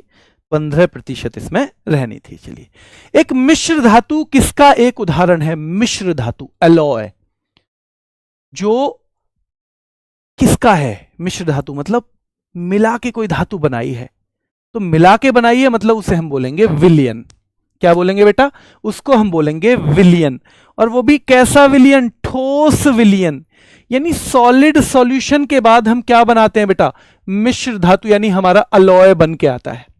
सॉलिड किसके बाद? सॉलिड सॉल्यूशन के बाद हमारा अलॉय बन के आता है। और मैंने एक दो सवाल के, ताकि आपका समय थोड़ा बच सके, एक दो सवाल में मैं रोजाना थोड़ा सा पीडीएफ में लिख के ले आऊंगा, ताकि आपके समय की थोड़ी हम बचत कर सके, क्योंकि इसका उद्देश्य है 1 घंटे 20-25 मिनट में हम क्लास को कर लेंगे उससे। देखो, तो मिश्रण 2 प्रकार का है बेटा। एक तो होता है समांगी, जो अंग्रेजी मीडियम है उसके लिए मैंने लिख भी लिया है, होमोजीनियस, उनको स्पेलिंग बिल्कुल प्रॉपर याद रखनी है अगर अंग्रेजी मीडियम वाले हैं। ठीक है, तो समांगी है। तो समांगी कैसा होगा? यानी जब एक चीज दूसरे से पूरी घुल मिल जाए, एक दूसरे में पूरी घुल मिल जाए, उसे बोलते हैं बेटा समांगी। जैसे नमक जल में घुल जाता है, चीनी घुल जाती है। पर विषमांगी है, हेट्रोजीनियस, मतलब हेट कर रहा है, एक तरह से ऐसे याद कर लो, हेट कर रहा है भाई, विषमांगी। हम नहीं चाहते कि भाई हम मिल जाएं इसमें, तो विषमांगी जो है वो जैसे मिट्टी रेत में मिलती है। ठीक है, दिखते रहेंगे ना कण उसके अलग ही, तो रेत जो है ध्यान रखना है, तेल जैसे जल में अलग से ही मिल जाता है, और रेत बेटा पानी में भी मिल जाता है। तो ये मिश्रण के प्रकार हैं। अब मिश्र धातु किसका उदाहरण है? सीधे सवाल आएगा, जो सवाल आएगा मैंने वही पॉइंट रखे हैं। ठीक है, चलिए याद रखना है। तो मिश्र धातु किसका उदाहरण है बेटा? ठोस विलयन का। याद रखना है, क्योंकि अलॉय का मतलब है दो ठोस मिल गए हैं। ठीक है, इसमें ठोस जब मिलेंगे तो 2 तत्व आएंगे। एक तो विलायक, जो बड़ा वाला है, जो ज्यादा है, बड़ा या ज्यादा, बड़ा नहीं ज्यादा कह देंगे। और एक है बेटा विलय, जो उसमें मिलेगा। यहां अक्षर भी देख लो, ये बड़ा अक्षर है, ये छोटा अक्षर है। सिंपल सा गणित है, ये बड़ा अक्षर है तो यानी इसमें मिल जाएंगे जाके, और ये छोटा है तो ये जाके मिल जाएगा। तो जो मिश्र धातु में बेटा जिसके अंदर कोई चीज मिल जाती है वो होता है विलायक, और जो जाके मिलता है ना वो होता है विलय। और कुछ सवाल सीधे सीधे आते हैं कि पीतल किस मिश्र धातु का उदाहरण है? तो तांबा और जस्ता का है। तांबा और जस्ता सीधे सीधे याद करना है बेटा। कांसा किसका है? तांबा और टिन का है बेटा, कॉपर और टिन। और स्टील किसका है? लोहा प्लस कार्बन, लोहा प्लस कार्बन। तो पीतल तांबा और जस्ता का है, याद रखना है। कांसा तांबा और टिन का है, और स्टील जो है लोहा और कार्बन का है। फिर आपसे पूछेगा समांगी मिश्रण किसको कहते हैं, तो आप बता देना, ठीक है। जो प्यार से बहुत अच्छे से मिल जाए ना एक दूसरे से, तो वो है समांगी। और बेटा विषमांगी जिसमें अरे फिर भी हेट सी रहे मन में, अरे यार क्या कर रहे हैं, ठीक है। साइटोप्लाज्म जो कि एक जेली जैसा द्रव होता है, वो किसमें मौजूद होता है बताओ? साइटोप्लाज्म, जिसे हम कोशिका द्रव भी कहते हैं, हिंदी में मैं अगर आपको बताऊं कोशिका द्रव भी कहते हैं। बेटा साइटोप्लाज्म किस किस के बीच में होता है? तो जो कोशिका होती है ना, तो याद रखना है कोशिका झिल्ली और केंद्रक के बीच में जो द्रव है, कोशिका झिल्ली और केंद्रक के बीच में जो द्रव है, बहुत बढ़िया, बहुत शानदार बेटा, तो वो याद रखना है, वो साइटोप्लाज्म होता है। और इसके 3-4 सवाल जहां से बनेंगे वो ये देखो, ये सीधे सीधे बनते हैं कि केंद्रक और कोशिका द्रव मिलकर क्या बनाते हैं? जीव द्रव्य। कोशिका द्रव्य अलग है, जीव द्रव्य अलग है। जो कोशिका, याद रखना है बेटा, कोशिका का जो द्रव्य है कोशिका के अंदर, जब वो केंद्रक से आप मिला दोगे तो उसे हम बोलेंगे जीव द्रव्य, प्रोटोप्लाज्म। अब प्रोटोप्लाज्म से सीधे सवाल क्या क्या आता है कि जीवन का भौतिक आधार क्या है? तो भैया प्रोटोप्लाज्म। जीवन का भौतिक आधार आपसे सीधे पूछे जीव द्रव्य। फिर मैं कह रहा हूं कि कोशिका द्रव्य और जीव द्रव्य में बिल्कुल मत कंफ्यूज हो जाना, ठीक है। तो जीवन का भौतिक आधार है जीव द्रव्य। कोशिका का सजीव पदार्थ यानी लिविंग सब्सटेंस क्या है बेटा? तो वो भी जीव द्रव्य ही होता है। और बेटा याद रखना है जीव द्रव्य यानी प्रोटोप्लाज्म का नामकरण किसने किया है? तो जेई पुरकिंजे ने किया है, जेई पुरकिंजे। अगर इनमें से कोई सवाल आएगा तो गलत करोगे क्या इनमें से? कि भैया साइटोप्लाज्म यानी कोशिका द्रव्य होता है केंद्रक और कोशिका झिल्ली के भीतर, जो न्यूक्लियस है और सेल मेम्ब्रेन है उनके बीच में जो द्रव है। और याद रखना है अगर वो कोशिका द्रव्य केंद्रक से और मिल जाता है तो उसको बोल देते हैं हम जीव द्रव्य, प्रोटोप्लाज्म, जो कि जीवन का भौतिक आधार है, जो कि कोशिका का सजीव पदार्थ है। और याद रखना है ये नाम जो जीव द्रव्य नाम का नाम है, ये जेई पुरकिंजे ने दिया है, जेई पुरकिंजे ने दिया है। थम्सअप चाहूंगा आपसे, अगर ये एक दो सवाल इस तरह का आता है तो अगर आपको कोई इशू ना हो, ताकि आपका समय थोड़ा सा मैं कम कर सकूं, 1:20 1:25, एक थम्सअप चाहूंगा आपसे। चलिए, पेरिस ओलंपिक की पदक तालिका में भारत का स्थान आपको सीधे सीधे पता होना चाहिए कि हमारे 1+5 पदक हैं। अब एक कौन सा है? एक आपको पता है बेटा सिल्वर मेडल, और 5 हैं ब्रॉन्ज मेडल, यानी हमारे 6 पदक हैं। और इन 6 पदक को याद रखना है, पाने के बाद हमारा स्थान हो गया है 71वां। कौन सा हो गया है? 71वां। आपको पता होना चाहिए कि भाई ओलंपिक में हमारे इतने हैं। पहला स्थान किसका आया ओलंपिक में बताओ? पहला स्थान अमेरिका का। कहां पे हुआ है? जल्दी से रिवाइज कर लेते हैं, कहां पे हुआ है, क्योंकि आप कई बार पढ़ चुके हो इन लोगों को, इन चीजों को। कहां पे हुआ है बेटा? स्थान कौन सा था? पेरिस, ठीक है। कौन सी नदी के किनारे? तो आपको पता ही है, सीन नदी। कौन सी बेटा? SEINE, सीन नदी, है ना। सीन की स्पेलिंग इसकी अलग रहती है थोड़ी। तो आपको पता होना चाहिए इसका शुभंकर क्या है? शुभंकर, शुभंकर या तो फ्रिजेस लिखा आएगा या फ्रिजियन कैप आएगा, फ्रिजेस या फ्रिजियन कैप, ये चीजें आएंगी बेटा, ठीक है। अमेरिका के गोल्ड मेडल पूछ ले तो कितने हैं? इसके 40 हैं बेटा। कितने हैं? 40, ठीक है। हमारे यहां एक ही ओलंपिक में 2 मेडल किसने जीते हैं? मनु भाकर ने। बार बार हमने पढ़ा है, तो थोड़ी सी चीजों को मैं रिवाइज करवा देता हूं। एक ही ओलंपिक में 2 मेडल किसने जीते हैं? मनु भाकर ने। पहला मेडल किसने जीता था? मनु भाकर ने जीता था। किसने? मनु भाकर ने। एकमात्र इसमें सिल्वर किसको मिला है? नीरज चोपड़ा को। नीरज चोपड़ा को सिल्वर, तो सिल्वर का आपको पता होना चाहिए क्योंकि थोड़ा सबसे बड़ा वाला हो गया ये, तो नीरज चोपड़ा को। नीरज चोपड़ा ने कितना भाला फेंका था बेटा? कितना भाला? तो ये भी आपको पता होना चाहिए। तो भाला फेंका था उन्होंने 89.45 मीटर, ठीक है। और वो जेवलिन थ्रो से जुड़े हुए हैं, ठीक है। इन्होंने भाला फेंका था। जल्दी बताओ मुझे, इसमें शेफडी मिशन कौन बन के गए? शेफडी मिशन मतलब एक तरह से पूरे मिशन के चीफ। शेफडी मिशन बेटा गगन नारंग बन के गए हैं। कौन गए हैं? गगन सॉरी गगन नारंग, ठीक है। गगन नारंग खुद भी मेडल जीत चुके हैं। कब? 2012 में कांस्य। कब बेटा? 2012 में, और ये सवाल पूछा जा चुका है। 2012 में कांस्य पदक जीते हुए था इन्होंने। मुझे आप ये बताओ बस कि गगन नारंग का संबंध किस खेल से है? गगन नारंग का संबंध किस खेल से है बेटा? ये मुझे आपको बताना है। गगन नारंग का जो संबंध है, क्या वो शूटिंग से है? क्या वो शूटिंग से है? बताओ, क्या इनका जो संबंध है वो शूटिंग से है? हाँ जी, शूटिंग से है, ठीक है। चलिए, अब आपसे एक बार पूछूंगा, ओलंपिक ऑर्डर किसे दिया गया है? ओलंपिक ऑर्डर गगन नारंग का बेटा चेस में नहीं है। आप चेस कहां से ले आए पता नहीं। ओलंपिक ऑर्डर से सम्मानित किया गया है बेटा किसको? जो ओलंपिक की भावना को आगे बढ़ाए, अभिनव बिंद्रा। अभिनव बिंद्रा जो खुद भी गोल्ड मेडल जीते हैं भारत की तरफ से इंडिविजुअल कैटेगरी में 2008 में। कब? 2008 में, ठीक है। इन्होंने खुद भी गोल्ड मेडल जीता था और भारत के पहले गोल्ड मेडलिस्ट हैं, ठीक है। शेफडी मिशन मैंने बता दिया, गगन नारंग। अब आप मुझे एक चीज बताओ, एक चीज बताओ बेटा मुझे कि ये जो ओलंपिक हुआ है ये कौन से नंबर का ओलंपिक है? ये कौन से नंबर का ओलंपिक है? जल्दी से मुझे एक बार कमेंट करके बताओ, ये कौन से नंबर का ओलंपिक है? कौन से नंबर का है?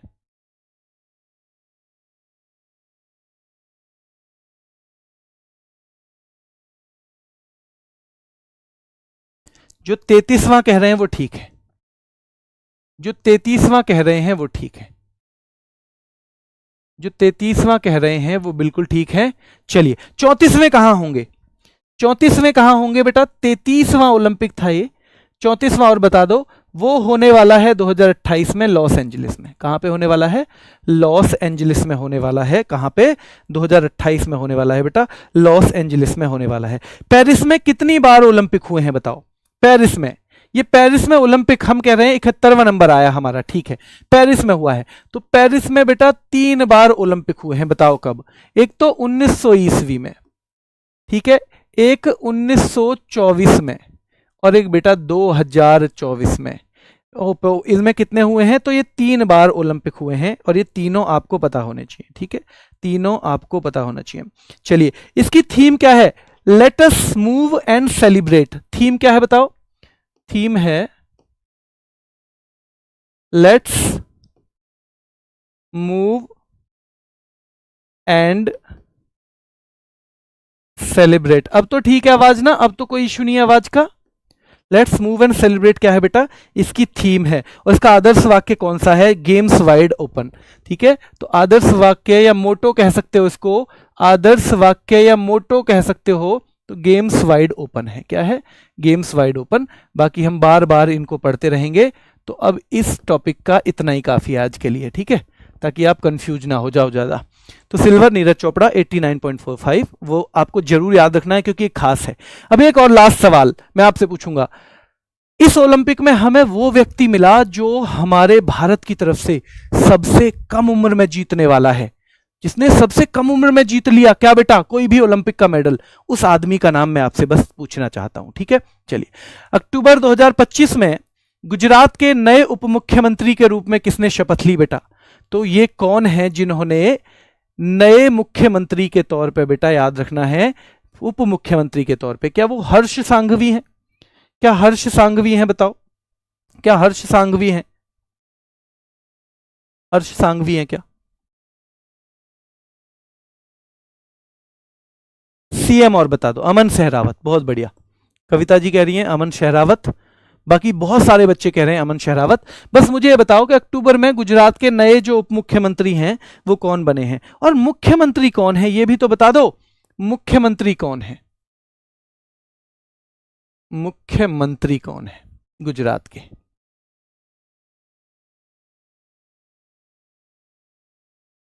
ठीक है, भूपेंद्र पटेल कह रहे हैं क्या? भूपेंद्र पटेल, हाँ। एक गुजरात के पूर्व मुख्यमंत्री की डेथ भी तो हो गई थी, एक डेथ भी तो हुई बेटा, जो एयर इंडिया का विमान गिर गया था। एयर इंडिया क्रैश वाले पूर्व मुख्यमंत्री कौन है? ठीक है, जल्दी बताओ। क्या उनका नाम विजय रूपाणी है? विजय रूपाणी, हाँ जी, उनका नाम है विजय रूपाणी, ठीक है। विजय रूपाणी।